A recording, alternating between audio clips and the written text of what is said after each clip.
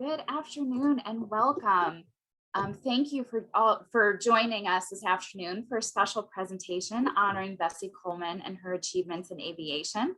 My name is Liz Eberline and I'm the Education Programs Manager at the National Women's History Museum. We are so pleased to be back for our Sundays at Home programs after a short hiatus. For those of you who are with us for the first time, welcome. For those of you who have attended a Sundays at Home program before, welcome back. We thank you for taking time out of your Sunday afternoon to be with us. As always, this presentation is being recorded and will be available on our website following the event. And Ms. Coleman will be answering questions at the end of her presentation. So please use the Q&A function on the toolbar at either the top or bottom of your screen. If you have a question, you may ask at any time during the presentation, but we won't be answering those questions until the presentation concludes. On 15th, 1921, Bessie Coleman received the first pilot's license issued to an African-American woman or to an American woman. Bessie achieved many accomplishments in the field of aviation, leading the way for African-Americans to pursue their dreams in aviation and beyond. Celebrating the first African-American to earn her international pilot's license and the first Black woman in the world to fly an airplane, we are pleased to welcome Gigi Coleman, Bessie's great niece. Gigi is the great niece of Bessie Coleman, and Gigi's mother is the late Marion Coleman, who in 1995 successfully petitioned the United States Postal Service for the Bessie Coleman postal stamp. Following her mother's commitment to Queen Bess's legacy, Gigi is passionate in her endeavors to inform the world about Bessie's achievements in the field of aviation. She tours her one-woman show and portrays the story of her great aunt Bessie to challenge the minds of the young and old to encourage individuals to achieve their dreams. Some of the places she has performed is the Cleveland, Ohio Women's Air and Space Museum, Embry-Riddle University, Florida Memorial University, United Airlines, the Charles H. Wright Museum, the Northern Indiana Mayor's Roundtable, and Oshkosh Air Show, to name just a very few. She also inspires youth to be interested in science, technology, engineering, and mathematics through her aviation 501c3 program, the Bessie Coleman Aviation All-Stars, whose mission is to expose disadvantaged youth to career opportunities in the field of aviation. BCAA is associated with After School Matters at Gwendolyn Brooks High School, where students learn aviation history, flight simulators, visit airports, fly drones, obtain drone certification, and fly airplanes. In 2013, the first year of the program, BCAA was selected one of After School Matters of Southside, was selected number one of After School Matters of Southside Chicago. BCAA has featured on ABC Chicago News and many other media sources. We are very thrilled to have Gigi with us this afternoon to share more about her inspiring great aunt. Please welcome Miss Gigi Coleman. Gigi? Thank you. Thank you so much for having me. Oh, go ahead, turn your camera back on, Gigi. Thank you so much for having me. Okay. Yes, thank you so much. I'm just going to go ahead and turn this right over to you, okay? Okay. Whew, I am so glad to be on the ground. My name is Bessie Elizabeth Coleman. I was born January 26, 1892 in Atlanta, Texas. My father's name was George and my mother's name was Susan. Now, at the age of 2, my father moved us from Atlanta to Waxahachie because it was an industrial town and Daddy believed in making money. So he purchased 4 acres of land and he built a 3-bedroom house. Ooh, how I loved to play on that porch with my other brothers and sisters. We had so much fun. Now, I started school at the age of 5. Those stupid Jim Crow laws, separate but equal. I had to walk about 5 miles to the nearest school, but I loved school. I was an avid reader and I loved my mathematics. Now in 1901, Daddy said he hated the racism and the prejudice, because he was half Cherokee Indian. And Mom and Dad had been married about 17 years. But he wanted to move us and move to Indian Territory on the reservation. But Mama said, no way. She was going to stay in Waxahachie and she's going to raise her kids to the best of her abilities. Now, before Daddy left, he said, Bessie, let me tell you, don't let nobody tell you what you can and you cannot do. You can do whatever you want to in life. I miss Daddy, but he had to do what he had to do. So I helped mama. Mama worked for Mr. and Mrs. Edwin Jones as a housekeeper, washing clothes and picking cotton. And I would go with mama to the cotton match to make sure that Mr. Charlie wouldn't cheat her. Because, I was good with my mathematics. Now, in 1910, I started school. I had saved up enough money helping my mama pick cotton and washing clothes. I was able to go to agricultural school, Normal University in Tulsa, Oklahoma.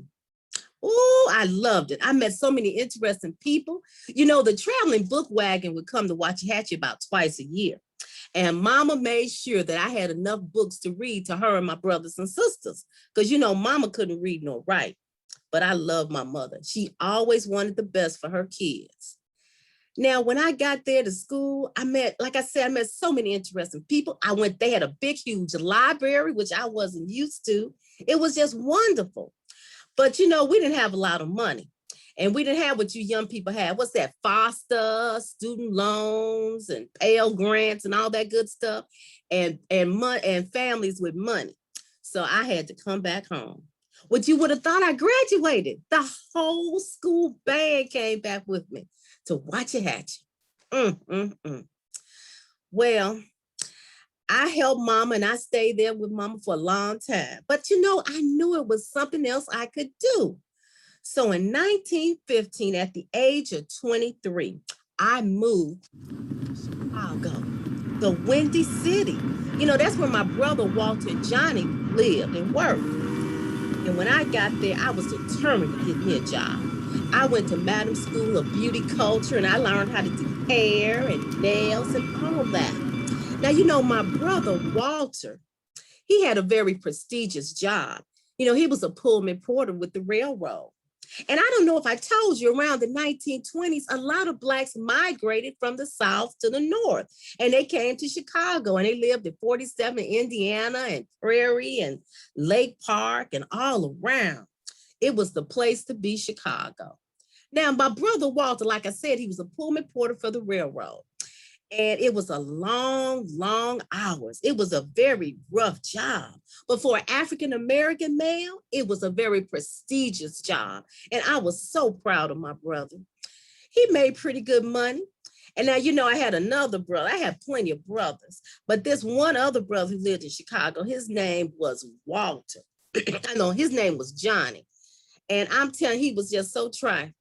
Now, Johnny didn't want to work. But guess what? He got a job as a cook for the gangster Al Capone in Chicago. The shooting up.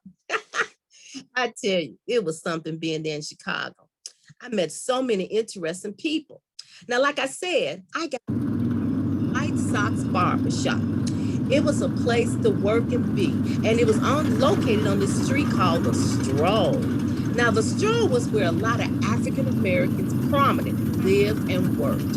And this one gentleman would come into the shop. His name was Mr. Robert Adams. Ooh, ladies, he was so good looking. But you know what I loved about him? I could talk to him about my dreams, my aspirations, everything I wanted to do. He was the publisher and editor of the only Black newspaper we had, which was the Chicago Defender newspaper. It was wonderful working there. And I don't know if you know, but in the 1920s, we had a lot of Black millionaires. And this one gentleman, his name was Jesse Bingham. He started off just like Walter, as a Pullman porter. And then he went into real estate. And this is him there. He went into real estate and then he ended up owning his own bank called the Jesse Bingham Bank. Oh, Chicago. It was just a wonderful place to live and work. And I met so many interesting. The nightlife, ooh, let me tell you, I went to the Savoy, the Regal, the Duval, the Regal, just all these wonderful nightclub places right there on 47 Indiana Lake Park. That was where we partied and danced, and oh, we had such a wonderful time. It wasn't like the times now you have to worry about everything. And stuff didn't cost nothing. You could just go in and get in and you could see all kind of live bands and everything. It was wonderful. Oh, and go to the racetracks and everything, and we just dressed so elegant. Women were just dialed up, and men were 9 to the 10, always looking elegant and sharp. Now, I guess I had been in Chicago around 5 years now, and my mother came up with my brothers and sisters. Now, you had Nollis, and she's on the right, and she brought my nephew Arthur. And then you have Eloise on the left, and she brought my nephew Dean. And my little baby sister Georgia, oh, she was a pistol. Let me tell you, she got to Chicago and she went buck wild. And she brought my little niece Marion. Oh, I was just so happy to have my whole family in Chicago with me. It was just a blessing. But you know what happened? The war started. World War II. Prayed and I prayed that my brothers and sisters would come back home. Oh, I tell you, but I had accepted Christ as my personal savior at the age of 10, and Mama, she went to the Christian Baptist church. And so, we believed in God and we believed in prayer. And as always, God always worked things out, and my brothers came home. Now, as soon as my brother came home, that Johnny, he started teasing me at the White Sox shop about the women over there in Europe. He said, Bessie, you ought to see the women there. He said they got careers. He said they doing things. I said, what? He said they got careers, they doing things, and they're flying airplanes. I said, airplanes. I knew that moment in time, that's what I wanted to do. I wanted to be an aviatress. So, I talked to my mentor, Mr. Abbott, and he said, well, Bessie, you never let nothing stop you before. I owned a chili parlor. I made the best chili on the south side of Chicago. I put all kind of ingredients in my chili. But you think I'm going to tell you guys so y'all can copy it? I bet you not. But anyway. So he said, well, Bessie, if you want to go and be an aviatress, apply to aviation school. I said, you know what? That's just what I'm going to do. So I went to all the aviation schools and I applied. And everywhere I went, I got the same story. Don't you know that you're African American and you a woman? Get out of here. Go take care of a man. Don't you know that Black people don't have the intellect to learn how to fly airplanes? And you're a woman. Get out of here. I was just so hurt. I just couldn't believe it. Everywhere I went, I got the same spiel. So Mr. Abbott said, well, why don't you go to Paris? I said, Paris? I started packing my bags. He said, wait. How are you going over there and you don't know the language? I said, well, I didn't even think about that. So I learned the basics, parlez-vous français, bonjour. And guess what? In 1920, passport, it was in English and French, français. And in 1921, I, Bessie Coleman, became the first African-American woman to get her international pilot license from the Fédération Aéronautique Internationale, which is renowned throughout the whole world. I couldn't believe it. Man, I went to the Cordon School Brothers of Aviation, and I had to walk about, I don't know how many kilometers around over there, but I was determined. Now, out of the class was a 10-month class, but Bessie Coleman, I completed in 7 months. And on this long white sandy beach called the Latoy. Oh, it was great for landings and takeoffs. I learned how to fly on a Newport Type 82. Now, planes back then, they were made of, what can I say? Excuse me, hold on for 1 minute. All this flying has made me a little harsh. Well, back then, planes were made of wood and rope, nylon rope. They wasn't like the 747s that we have now. But I still felt flying an airplane was safer than driving an automobile.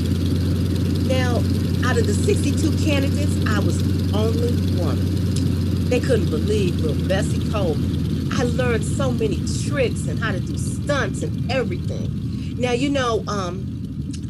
I did see a lot of my fellow classmates die, from plane crashes and everything there.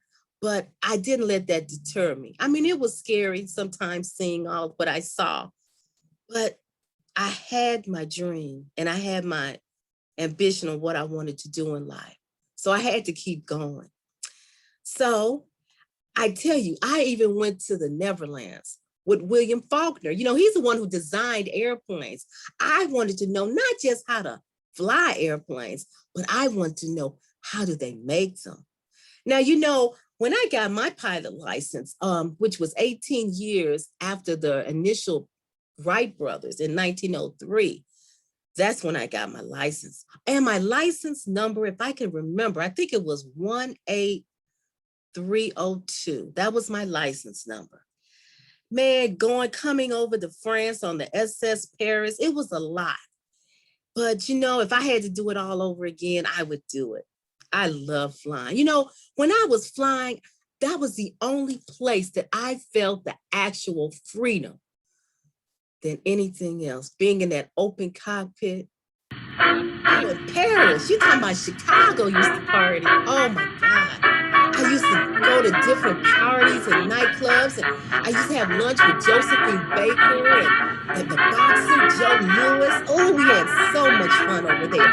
You know, it was racism and prejudice, don't get me wrong, but it wasn't as bad as the United States. You know, they didn't care about all that. They cared about what you could give to society. That's what they cared about. So, you know, I missed home and I missed my family. So I wrote a letter to Mr. Abbott and I said I was coming home. So he put a big spread in the Chicago Defender newspaper. They nicknamed me Queen Bess, first African American woman to get her international pilot license. Oh, it was just wonderful being over there. But like I said, I missed home. And I also decided I didn't want anybody to have to go through what I went through. It was just too much, you know? So I decided what I would do. I wanted to open up aviation school. I wanted to open up aviation school to teach my people how to fly airplanes. I didn't want no one to have to really go through all I went through. And anybody else who wanted to learn. You know, I got my license 2 years before Amelia Earhart, but you know, because I'm African American, I'm not in the history books or anything. I was the first woman to fly in the United States. Man, I can't believe it. So what I decided, I was going to do barnstorming, you know, stuff, things of that nature. So my first air show was on Long Island, New York.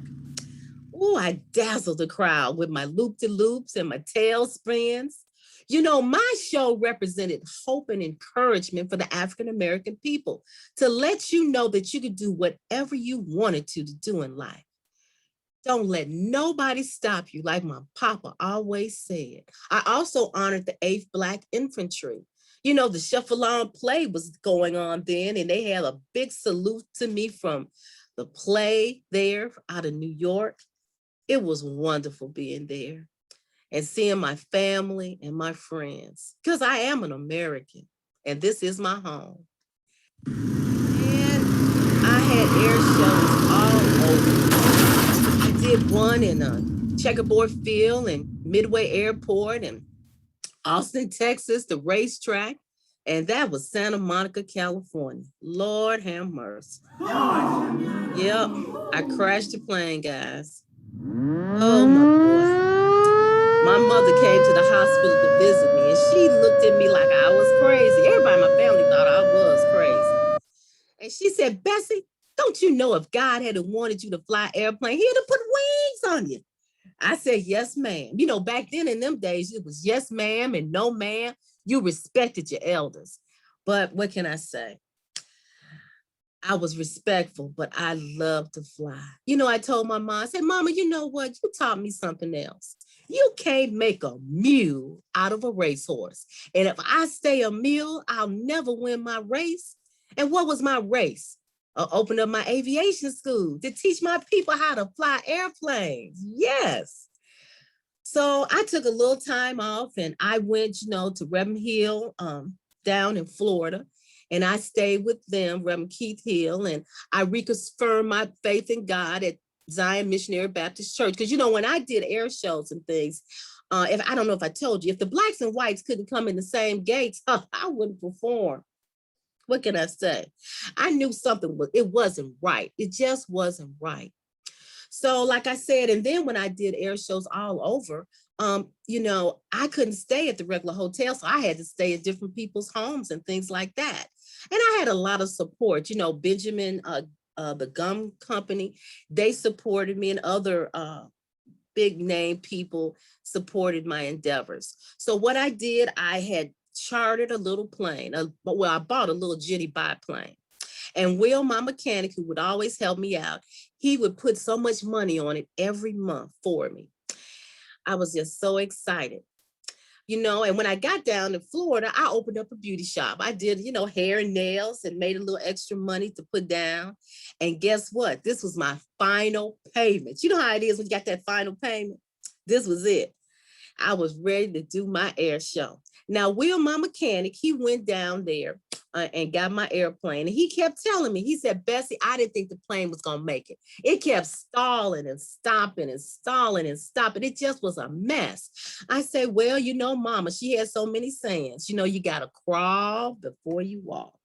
I tell you, I think she learned all them sayings at the church from them other old timers, down there at Pilgrim Baptist Church, which they believed in saving souls and casting out that devil. My poor niece, Marion, I used to rescue her from the church because Mama had her there every Sunday from the time she wake up to the time she went to bed. Now, Reverend Keith Hill and Viola, that's where I stayed down there. So Will had brought my plane up. I'm so excited. Aren't y'all excited? This is my last air show, and we fixing to get on board. We gonna fly, fly, fly. And I'm gonna teach everybody how to fly. So Will bought my plane. And that noise he was talking about, I kept hearing, I had my goggles on and everything. Can you all see my goggles? I know this is the outfit I had got made over there in France. I just loved it. So anyway, I always made sure I checked, where I was gonna do my wing walk, my acrobat, because I walked on the outside of the airplane. Also, my little sister, Georgia, was supposed to do one of my parachute jumps, but she chickened out. I ended up having to pay for somebody to do it. I tell you couldn't depend on no good help. I always had to do everything myself. What can I say?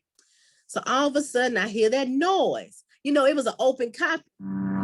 Will, what's that noise? All of a sudden, you ain't gonna believe what happened. The plane.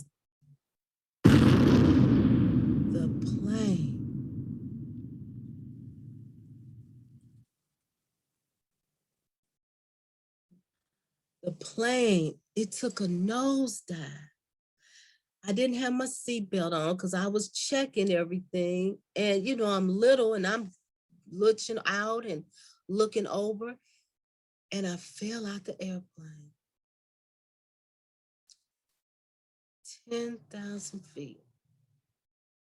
It might have been lower. I don't even remember now. Everything was such a daze. And, Will, my mechanic, he was in the airplane and he survived. But some spectator, I think it was my manager or something, lit a match and the plane just went up. They had an article about him in the white newspapers and things of that nature. They really hardly mentioned me, but, Chicago Defender mentioned me. And they also, had a ceremony for me in Jacksonville, Florida, which was the first African settlement that African Americans lived and worked down there in Florida. And of course, Zion Missionary Baptist Church had something for me. And so they put my body on the train to bring me back home to Mama. And they said when they put me on the train, they sung that old spiritual song. I know you guys know it. Swing low. Sweet chariot, wonderful to carry me.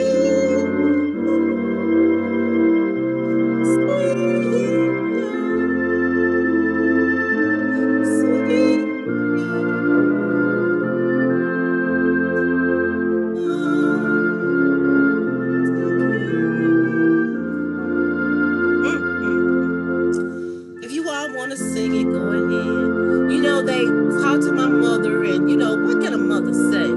They asked her, how you feel about Bessie dying? Come on. But my mother said, you know what? My daughter Bessie, she died doing what she loved. And if more people in this world could do this, the world would be such a beautiful place. They said 10,000 people around the church, Pilgrim Baptist Church, to view my body. So people remember what I tried to do in the field of aviation. But you know what? It just still hurt me so bad, because who was going to help my people? Who was going to help them? What was going to happen to them? But God He's in the business of making things happen. So in 1920, William J. Powell, he opened up the Bessie Coleman Aerial School. And guess what? Out of that school, we had African Americans flying airplanes. Yay! We had Willa Brown, Cornelius Coffey, Thomas Allen, Harold Hurd, the Tuskegee Airmen, John Robinson. All these African Americans, they were flying airplanes. And in 1933, the Challenger Pilot Association out of Robbins, Illinois, they started flying airplanes. And they fly over my grave. I'm buried in Lincoln Cemetery in Ossip, Illinois. And in 1939, Dale White and Chauncey Spencer, they started flying, of course. And they flew from Chicago to Washington, D.C. And they talked to the senator there, who was Dwight Eisenhower. And when he saw the raggedy, rinky-dinky plane that they came in, he couldn't believe it. He said, oh yes, it should be equality in the Air Force and everywhere. And in 1977, we had women flying airplanes out of Gary Airport. And they would fly over my grave. So people remembered what I tried to do in the field of aviation. But people hadn't forgotten. And the mayor of the city of Chicago was a wonderful man, Mayor Richard M. Daley. He renamed Old Manheim Road Bessie Coleman Drive. And also in 1991, he proclaimed Bessie Coleman Day in the city of Chicago. I tell you, and my little niece, Marion Coleman, was my sister Georgia Coleman's daughter. She petitioned a postage stamp in 1995. She worked at the post office. And she had that same gutsy grit that I guess the Colemans have. And she wrote the Postmaster General. And she became a supervisor once she retired. Before she retired. They always made her act as supervisor. But she was determined. People remember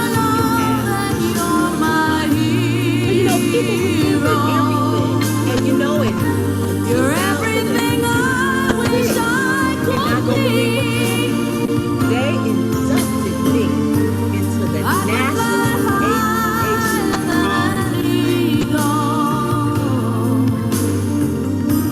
Fame. I'm so proud of that. And also in 2007 and 8, they inducted me to the National Aviation Hall of Fame.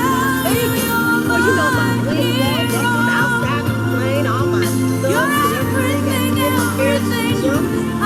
They couldn't believe it. Little Bessie Coleman. Man, I was over in Germany flying all those different planes and stuff. I went back and learned. I believe in education. And in San Diego Air and Space Museum, they inducted into their aviation hall of fame. I think around 2000 and you are the wind beneath my wings. Built a $10 million hangar named after FBO at Gary Airport, the first fixed base operator. That's where pilots come in and, fuel up private pilots and everything. It's named after me at Gary.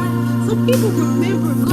Parks are named after me, schools are named after me, and I met little Noah, and she wanted to be like Bessie. But her school told her, no, you have to do a report on on Amelia Earhart. See, I don't want to do a review on Amelia Earhart. I want to do a review on someone who looks like me, and that's Bessie Coleman. So I mean, it's just a blessing.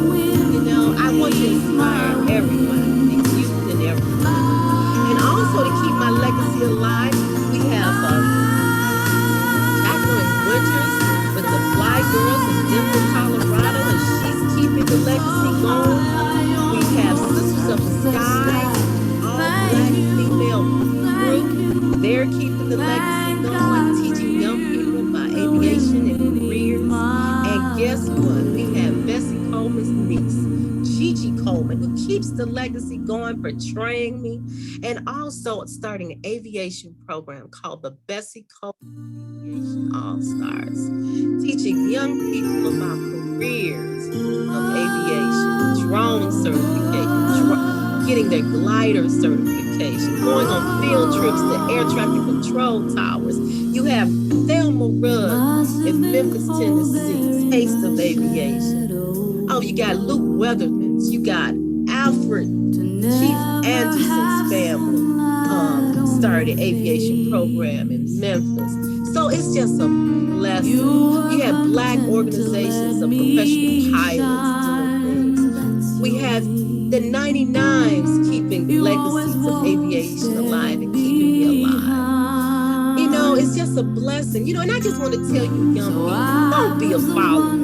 Be a leader. Be somebody your parents can be proud of, that you can be proud of yourself. Life is so short. And get something that you have a passion for. Not just a job. Have a career. Make something of yourself. And older people, retirees, if it's something you want to do now, hey, check it out. Do what you want to do in life. Life is so beautiful. You know, je m'appelle Bessie Coleman, just adore it. And what did I say? I said, Bessie Coleman, I love to fly airplanes. You know, I hear the sky calling. You all hear that sky? I can fly higher than an eagle. You are the wind beneath my wings.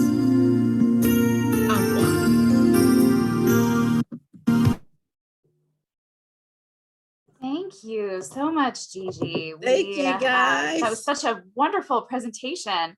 Thank you. We do have some questions that in from the audience. And okay, let me just gonna cut this off real quick. Okay. And one of the things that I want to know, as well as I'm sure the audience wants to know as well.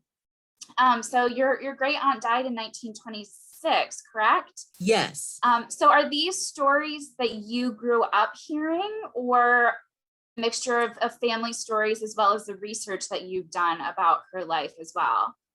Yes. Well, I remember my grandmother sitting on her red couch telling stories. The news media would come to the house. Jerry Taft, he was with Channel 7 News, and he was one of the people that would fly over Aunt Bessie's grave in the formation when they would fly. So I would listen to stories from her, and then my mother always had stories, especially about how the men just loved Aunt Bessie because she was so beautiful, and you know, she was just had so much life.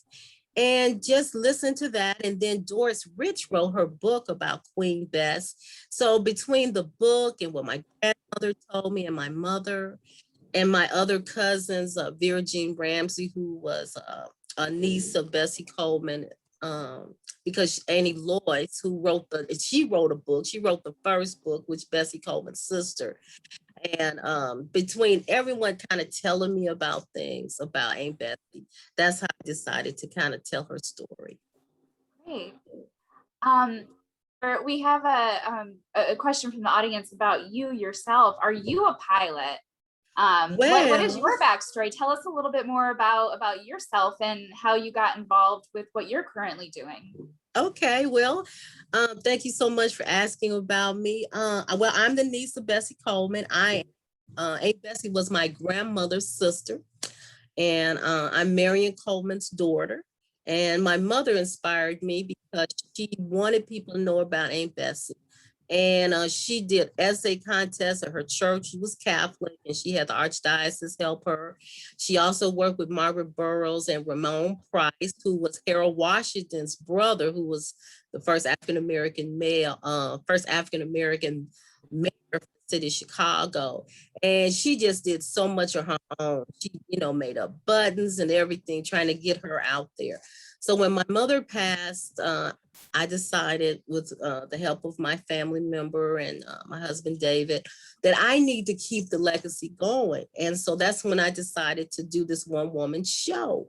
And then after I did the one woman show, we went to see other people do like programs and things. And that inspired me to say, well, hey, maybe I can do an aviation program. I didn't know nothing about an aviation program. So I talked to Chauncey Spencer, son, and he was he had already had like a little program established. And I said, well, give me some ideas. He said, oh, no problem. He was cool.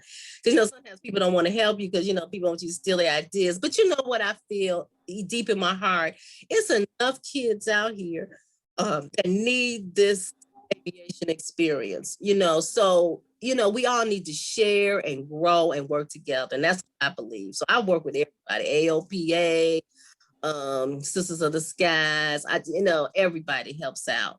But so once I started the aviation program, I didn't really know how to do it or what to do, so I decided to get some help. So I called around some people and I got some pilots, certified pilots that would help me work the program. And but my role as CEO of the program was to basically, get guest speakers to come out, get careers, get field trips. And then I thought about, what else is needed? Need to know the history. I said, and since I performed Bessie Coleman, I think I'm gonna get my aviation students, they're gonna become Willa Brown and Janet Hartman and all these other aviators. I'm making them learn the history, about the Wright brothers and how airplanes started. And Harriet Quimbley, she's the first pilot, woman to fly as well. And I said, I wanted them to learn not just about airplanes and not just about African Americans, about all cultures. And so learned that with them. Then I said, well, okay, well, they need to do something else. They need to get some kind of certification. So when they're in my program, they can go further. I can help them get scholarships and network with people, but they need to get something. So that's when we decided to give this drone certification and glider certification. And of course, I am in the process of getting my drone certification. I did fly the Jenny biplane in Oshkosh just recently to celebrate her 100th year anniversary. And you all can see me on EA if you go to their website. Yes, I was scared to death, but I did it for Aunt Bessie and it was a thrill. And I understand what she means about the freedom she felt, the open cockpit. It is beautiful. Once I got the fear, after I opened my eyes and got the fear, it was fine. Yeah. Oh man, what an experience to have, especially since you've kind of dedicated part of your life to telling Bessie's story and to have that connection to her. I think that's really, really wonderful. Yes. With Bessie and her love of flying, how much regular school did Bessie attend? What was her education background before she went to Paris to fly? She had like a college. She had a semester of college where she went to school down there. And then she went, once she got to Chicago, she went, she believed in school. So she went to Madam Walker School of Beauty Culture. And that's how she learned how to, do manicures and do hair and nails and things. And then she went on Michigan Avenue. She went to school to learn French. So I try to explain to my youth when I perform and even outside that education is so important. You can't get anything without education. And like my sons always say, college is not for everybody. Well, it's not. you can get some good jobs without having a 4-year college education, but you have to have something. You can become an entrepreneur. You can become an air traffic controller. You don't need 4 years of college for certain aviation career jobs. Air traffic controllers, sometimes they make more or almost as much as a pilot, $100 and some thousand a year. And the one good thing about them is you can retire at 54 or something like that, early retirement, and still have money in your bag as long as you invest right. And so we talk about that with the kids in our aviation program too, about investing and entrepreneurship and things of that nature. One of the questions that came in from our audience attendees today is kind of that she turned down a movie role in Shadow and Sunshine. Do you know anything more about kind of that experience or that part of her life? Yes, I met the people who were part of that historical movie production. I met them when I did they had an honorary of the movie production film, and I met them. They explained to me what happened. Bessie, she did turn down a movie job because they wanted her to be all in blackface and things, and like a man type, intellect, and Bessie she had too much refined for that, and she wanted to portray African Americans in a certain character, which was nothing wrong, with that type of acting. But Aunt Bessie was like, nope, I'm not doing it. I mean, there's nothing wrong with it, but I want to represent African Americans in a certain light. So it was another movie that she was supposed to do. It was like a love story in the airplane, but she died before she could do it. And yeah, I did meet the people. They were, I think it was out of Florida that they were going to do the movie, but I met them in Atlanta when they did tribute to Bessie and the movie that she was supposed to be in. So we know that Bessie received the first pilot's license that was issued to a Black woman or to a Native American woman. Was she the first woman to receive her pilot's license, or were there Yes, other she was. And I always say African American, Native American, but just to lay it on out, I'm just gonna say she was the first woman to receive international pilot license from the Federation Aeronautical Internationale. She was the first woman to have her license and to fly in the United States of America. Yeah. What an absolute it gives me chills. Yeah, it does. And really does. To have that family connection to her and to know that she experienced all of this in the very beginning of the 20th century when opportunities really as available to Black women. Yeah, it didn't matter what women, what color. Yeah. Women had to walk backwards, behind a man. They think women could do anything. Women couldn't vote back then. Yeah.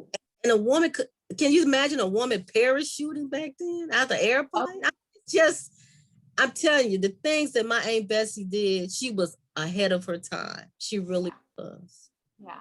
The inspiration to everybody. Way too soon, as well, in such a tragic way, but her legacy certainly continues to live on. Through this and programs like this that you did for us, which was absolutely fantastic. Thank you so much for having me. Yes, and we had a comment. It's not a question, but a comment that one of our attendees left. She, her name is Phyllis Benjamin, and she said that she met you several years ago in Cleveland.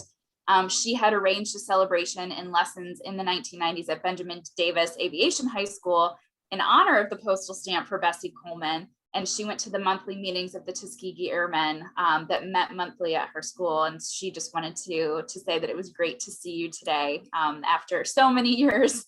Yes, tell her thank you so much. And I tell people, if it wasn't for a woman, it wouldn't be a Tuskegee Airman. It wouldn't be.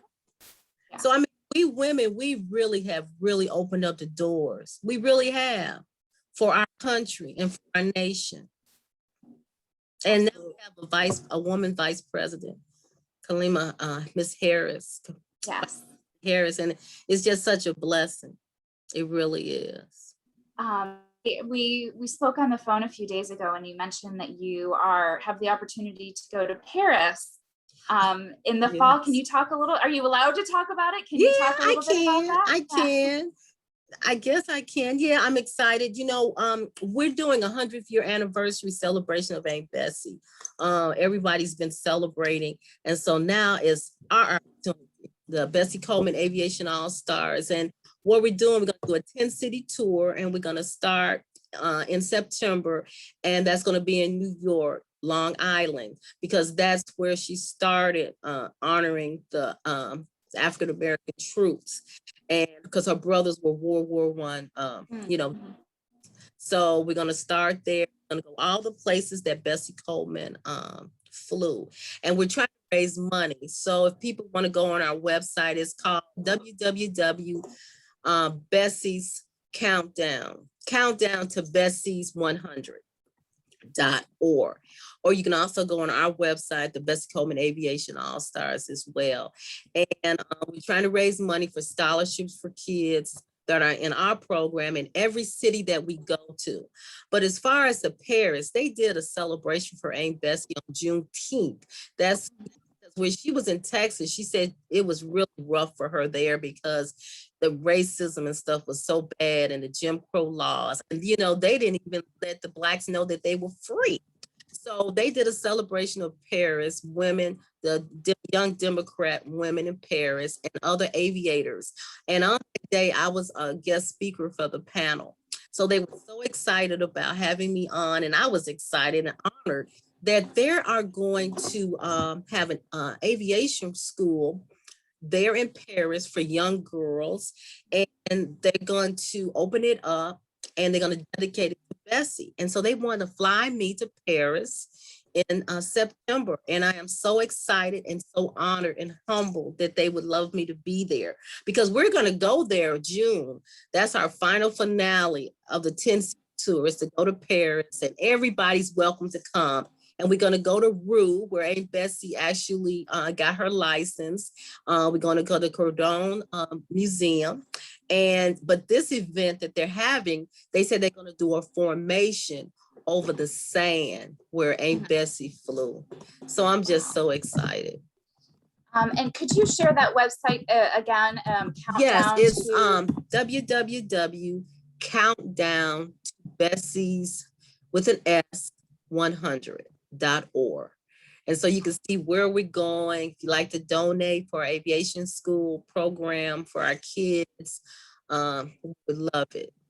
And we're keeping Aunt Bessie's legacy alive. So I'm doing another show in Oshkosh. They want me to come for the Oshkosh show. I'm so excited and thrilled. I'm also going to be speaking to the young girls there at their ACE camp final finale, which will be Wednesday. I think it's July 27th. And I'm just so happy that they honored me to be their guest speaker, to inspire our girls to do whatever you want to do, and don't take no for an answer.